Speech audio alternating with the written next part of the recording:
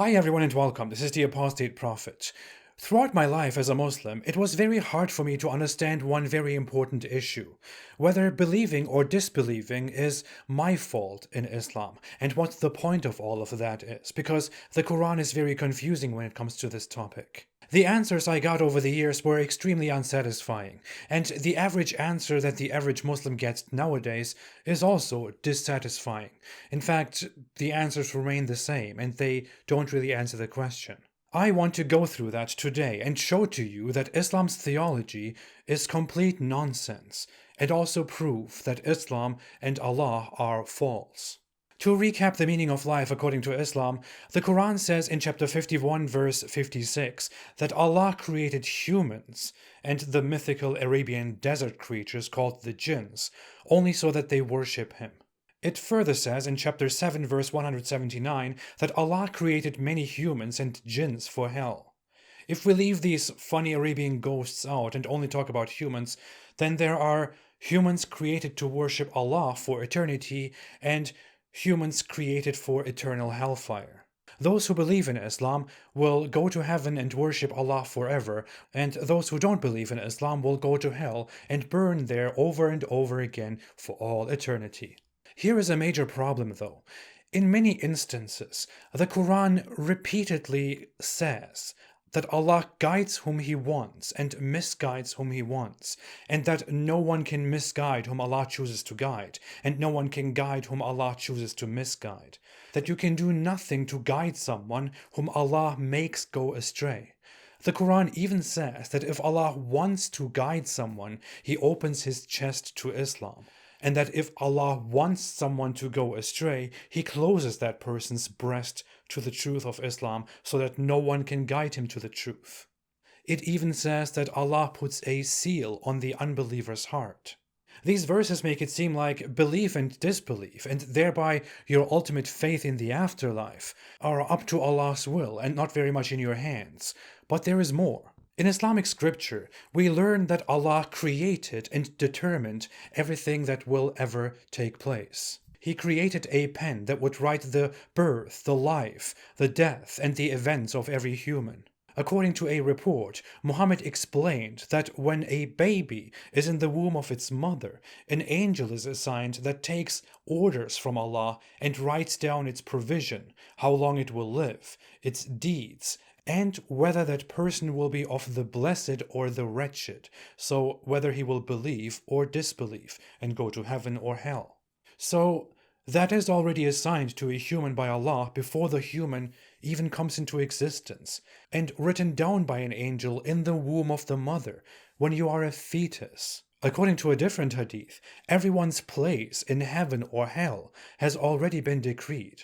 Clearly, according to Islamic texts, a human's life and afterlife have already been decreed. But the Quran also says that Allah created life and death to test humans. And the Quran repeatedly complains about why people won't just believe. It says that Allah sent messengers to warn people, and that those people who believe in Allah and Muhammad will go to heaven, while the others will be punished for being so defiant, although Allah puts them astray, and He could open their chest to Islam if He wanted to. If everything was already predetermined, long before everything came into existence, if Allah determined everything from beginning to the end, then it wouldn't make sense to test people, to invite people to Islam, to send prophets, to send books. That looks like Allah is just setting up a scenario and then watching it play out, entertaining Himself. This has caused so much confusion in Islamic history that the first centuries of Islamic history were plagued by heated debates about predestination and free will. One of the theological schools argued that free will can't exist and that everything is in Allah's hands, but then the Quran's complaints and our eternal reward and punishment don't make sense. A different school argued that predestination can't exist and that we have complete free will and responsibility for our actions.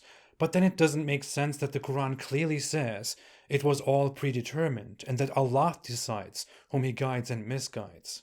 So Muslim scholars went through fights and heated debates over this. Over time, the mainstream Islamic thought became the following: Yes, our lives and afterlives were predetermined, but we are also given a choice to change our afterlife despite our predestination. And no matter what we eventually choose to do, Allah already knows what we will choose and where we will go, because Allah knew what we would eventually do and recorded it long before we would do it.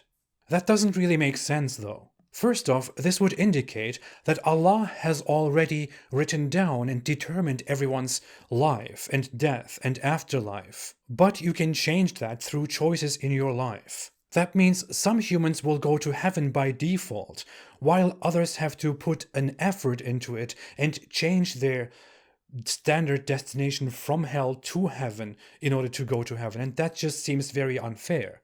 But no one said Allah was fair and just. Oh. Secondly, why would Allah predetermine everything but then give us free will anyway? If we are supposed to have free will, why would Allah predetermine everything? This is not only unfair, but it also looks like Allah is not really aware of what He's doing. He's a very bad planner. If you want to create humanity and give them free will, and then give them this responsibility and judge them based on what they do with that responsibility, then what is the point of writing the entire fate of humanity in advance, including every single being? That is highly illogical. If our end was written because of us, because Allah already knew what we would eventually do, then how come we can still influence our choices and still change what is written down? Didn't Allah already know everything that we would do and thereby write that down? Or did He just make these drafts and be like, okay, that will change? How does that make sense? If Allah already knows what will happen, then what is the point of any of this? Why would Allah put humanity through a test of thousands, no millions, no billions of years, just for us to find out what we would eventually do, something that He already knew from the very beginning, before He created us? Why didn't He just make us understand that in the blink of an eye? But hey, all of this is actually just a complete waste of time. We know very clearly that there is a giant contradiction, that it doesn't make sense, that Allah did and does decide what we do, which means nothing is in our hands. The Muslim explanation that Allah did write down everything, that He did write down our fate, but that we are not limited to it and that we can change it and change the outcome, is not a teaching that is found in the fundamental Islamic teachings and sources. It is a teaching that was invented by later Islamic scholars to explain what the hell is going on here and to solve this clear contradiction. But unfortunately, it is not a good solution. It is nonsensical. As mentioned before, there is an abundance of Quran verses which clearly mention that it is in Allah's hands whether we believe or disbelieve. The following is a very beautiful one. And had your Lord willed, those on earth would have believed, all of them entirely. Will you then compel the people to become believers? It is not for a soul to believe except by the permission of Allah, and He will put defilement upon those who have no understanding. This part is incredibly important. It first says that if Allah did want everyone to believe in Him, they would believe. But He doesn't want everyone to believe, which is why many don't believe, which is why Muhammad won't be able to convert everyone. It is in Allah's hand. Imagine the messed up cruelty here. Of course, this is not Allah. This sounds very much like Muhammad talking to himself after he unsuccessfully tries to convert stubborn disbelievers. It then even says, it is not for a soul to believe except by the permission of Allah. Now, let's take me as an example. I love to offer myself. I want to believe in truth. I did want to believe in Allah. If I was convinced that Islam is the truth, then I would admit that. I would believe in Islam and practice Islam. That is what believing is. Believing means being convinced that it is true. I did believe, but after much honest questioning and thinking, I concluded that Islam can't be true, that I can no longer believe that it is true, because it doesn't make sense. And that is why I eventually lost my faith in Islam, and lost my faith in Allah, and then renounced Islam, and thereby became an ex-Muslim. Yet, according to this verse, I can't believe without Allah's permission. What that means is that Allah does not allow me to believe in Him. There is not much that I can do. If it was up to my desire and my understanding and my intellect to believe or to disbelieve, then this verse, which says it is not for a soul to believe except by the permission of Allah, would not make any sense. Funnily enough, this verse is about Muhammad inviting people to Islam and those people rejecting Islam, whereupon Allah supposedly says that there is nothing Muhammad can do because Allah decides who believes and who disbelieves. This is totally in alignment with earlier mentioned verses that explicitly say that Allah makes people go astray, and that if Allah chooses someone to go astray, no one can guide him to the truth. Allah condemns people forever, not after death, the end of the test, and not during the test. Allah condemns people before He even creates them. What makes everything worse or dumber is the end of this verse. It is not for a soul to believe except by the permission of Allah, and Allah will place defilement upon those who don't reason. So basically, don't bother Muhammad, they will never believe you. If I wanted them to believe, then they would believe. I will defile them. What the hell?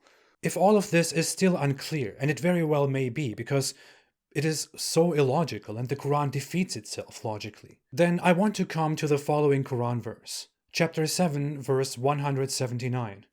And we have certainly created many of the jinn and mankind for hell.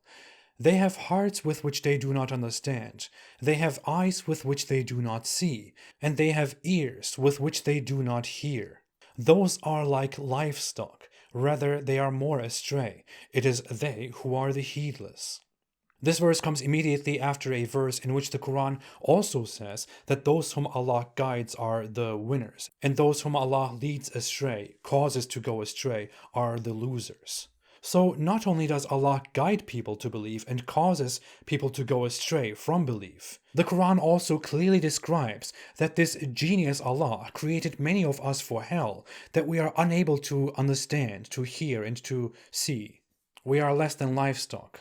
Thanks Allah. Fantastic. This is like gathering a group of people and holding up your fingers and saying that if they can correctly identify the number of your fingers, they will live.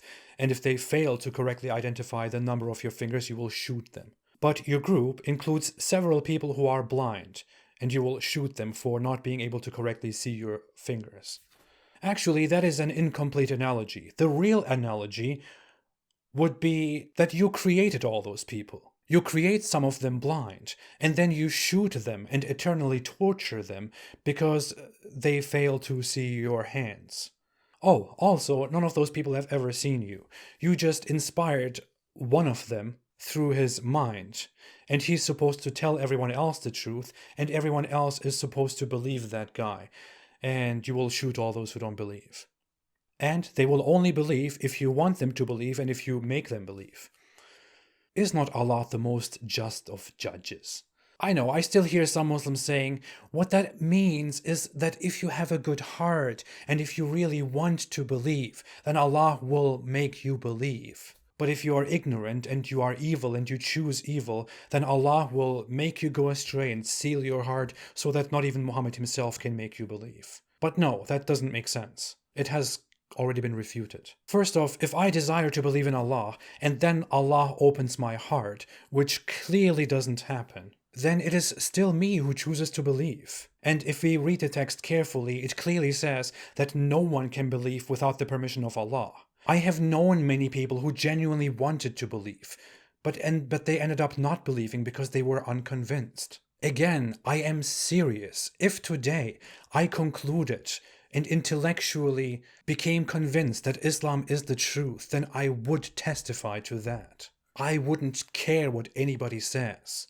I didn't choose to not believe. It's not something that you choose. I simply could not believe anymore that Allah is real and that Islam is true.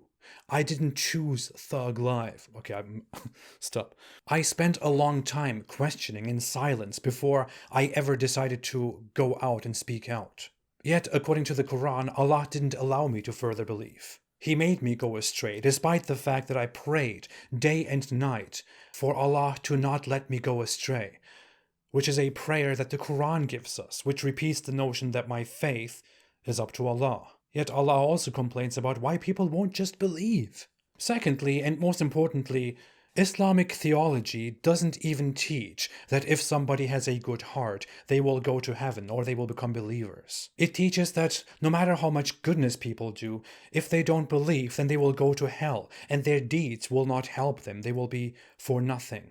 While somebody who is a terrible piece of waste, but who does believe in Allah, will eventually go to heaven. How can you possibly reconcile this with the un-Quranic Muslim excuse and explanation that it is you who decides to have a good or a bad heart, or to believe or disbelieve? All of this sounds like the author of the Quran had a very poor grasp of logic. He was eager to convert people to his new religion, and he kept getting mad at those who just don't believe, who reject him. He played God, and he explained that it is not his fault that these people don't believe. Because if his God wanted them to convert, then they would convert. And they don't convert because Allah has created them for hell. They are stupid idiots who are lower than cattle, and they will burn in hell forever. Losers. What a nice way to intimidate people and to call them when they reject your nice approach. Unfortunately, it just sounds very sick that Allah, the most merciful, would do all that. Aside from the fact that it is completely illogical. If you follow this through from the beginning to the end, it is quite clear. Islamic theology is complete nonsense. It is internally inconsistent, plagued by such embarrassing contradictions. Which makes me think, how is Islam still a major religion in the 21st century when it cannot even answer such basic but crucial questions? Islam is clearly false, disproven, and Allah is Muhammad's invention. Allah was hijacked from Abrahamic religions and put together under extremely poor circumstances in the 7th century by a merchant in Arabia. That is what this giant mess of contradictions brings us to. But hey, what do we do if something makes no sense? We say, I just don't understand it because Allah has placed a seal on my heart. Poor me, I wish he could lift the seal so I could believe again. By the way, the heart doesn't have such a function. But thanks for watching. If you want to unseal my heart, please don't forget to like and to subscribe and to share this video. Most of my videos are not monetized, so you can watch them without those annoying ads. If you want to support me and my work and want to see more videos that show the truth about Islam and analyze it and expose it as it is, then please consider supporting me on Patreon or on apostateprophet.com. I appreciate your support very much. I will be back soon. Have a fantastic day, and please stay away from Islam.